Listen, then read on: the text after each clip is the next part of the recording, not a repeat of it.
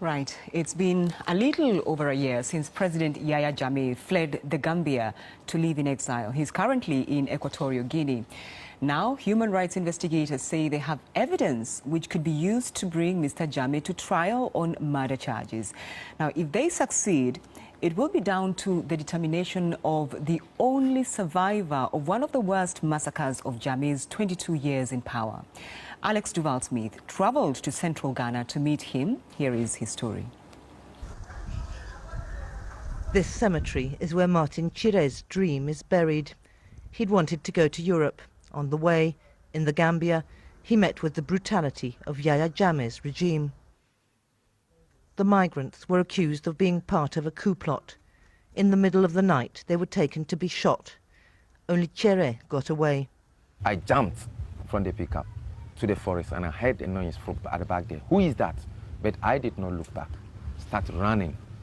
And the gunshots and the bullets followed past over where I fell. They threw the torchlight and I heard the guys shouting, "God save us, God save us," and the gunshot follows. Jammeh reluctantly left the Gambia after 22 years in power. He fled to Equatorial Guinea. Talk to different people. The time I was about to jump from pickup, and I tell the guys, my hand is no more in the rope. I get my hand off and say, it's God who wants to save you, so that you tell the word what Yahya Jammeh have done and how he killed us. Martin Chire launched his mission. He travelled hundreds and hundreds of miles around Ghana. He painstakingly traced mothers, widows, brothers and sisters. What's happening in this room today is historic. Martin and the victims' families are for the first time meeting international and local human rights campaigners. Their mission now is to fight for former President Yahya Jammeh to be extradited from Equatorial Guinea to face justice here in Ghana. An investigation by regional body ECOWAS found the migrants were killed by rogue elements. We have new information, and it is clear that the migrants were not killed by rogue elements, but that they were murdered by a paramilitary death squad, the Junglers, that took its orders directly from Yahya Jammeh. 13 years on, Martin Chire has yet to find all the relatives. For what he have done, I want justice on behalf of my friends and me. So I want to see Yahya Jammeh in prison. Martin Chire never got to Europe. His dream is bigger now, to prove that one citizen's efforts can bring a leader to justice. Alex Duval-Smith, BBC News in Ghana. Well, the Africa Centre for International Law and Accountability has told the BBC that the evidence against former President Jammeh is substantial and sufficient to force his extradition to face charges. The BBC's Thomas Nadi has been speaking to the organization's executive director in Ghana's capital, Accra.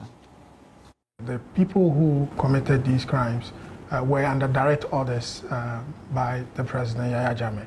This is the group that's called the Junglers, and these Junglers take direct orders from Yahya Jammeh. How can you be sure that former President Yahya Jammeh gave the direct orders? The facts and circumstances as narrated by 11 of the officials that were directly involved suggest that when all of these was happening, they were in direct contact with the former President Yahya Jammeh.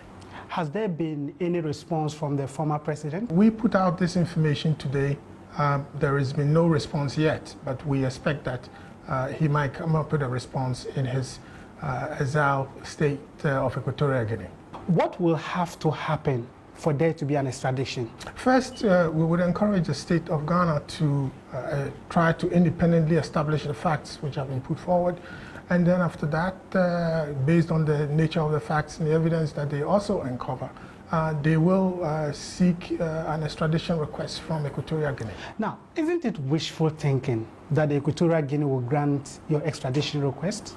It's a legitimate question, but depending on the law that we are using, and some of this is enforced its appearances, also torture was involved. And under the Torture Convention, to which the Equatorial Guinea has ratified, the state of Equatorial Guinea, if an extradition request is sent to them, will be under an obligation under international law to to extradite or prosecute. Have you met the President of Ghana? We have met with the President, and we're quite hopeful that the President is going to be seized of this matter. We can say, without going into the details of our discussion, that the President was engaged.